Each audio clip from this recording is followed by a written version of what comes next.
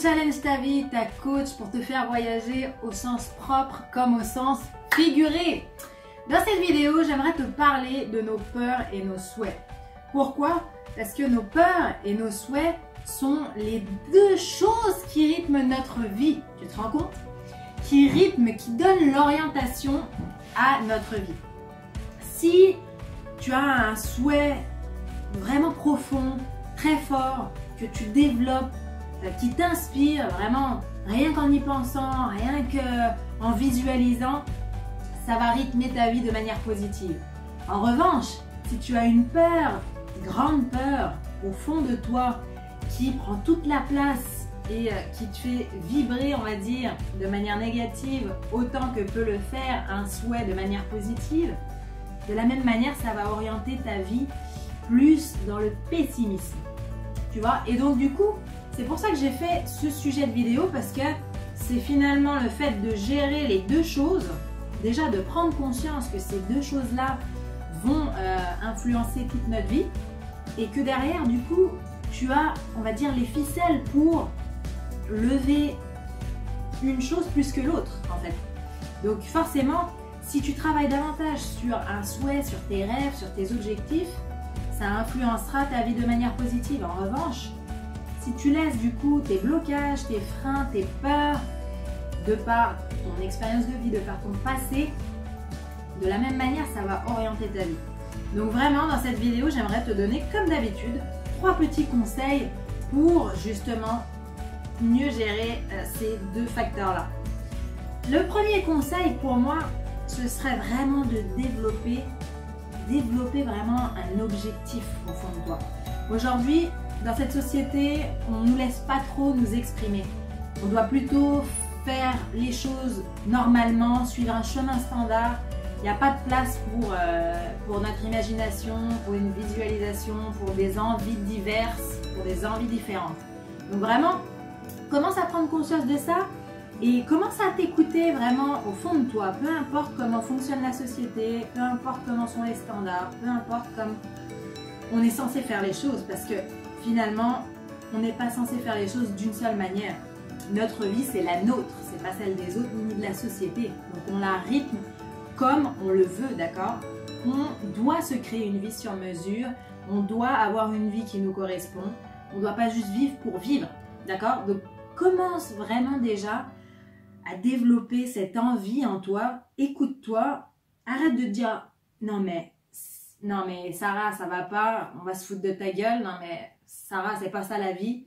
Vraiment, essaye de laisser aller ton imagination, essaye de laisser aller ton inspiration, essaye de retrouver la flamme qu'il y a en toi, parce qu'on a tous des envies, on a tous des inspirations, on rêve tous de choses secrètement, sauf que du coup on les éteint parce qu'on sait que, ou on se fait l'idée que c'est impossible, que ça se fera jamais, que la vie c'est pas ça. Mais oublie tout ça et cultive ton envie, cultive ton inspiration, cultive un rêve, cultive un idéal de vie. Voilà pour mon premier conseil. Le deuxième conseil, ce serait de prendre conscience de tes peurs. On a tous des blocages, on a tous des croyances limitantes, on a tous, voilà, quand on doit faire des choses, on le fait pas, on tombe dans la procrastination, ou quand on doit dire quelque chose à quelqu'un, on le fait pas parce qu'on a peur de sa réaction, on a peur de ce qu'on pourrait engendrer. Des fois, on aimerait donner notre opinion, mais on le fait pas parce qu'on a peur de créer une tension, etc. Prends conscience de tes peurs, prends conscience de tes freins, prends conscience aussi du niveau auquel tes peurs te limitent, d'accord? Qu'est-ce que t'enlève tes peurs?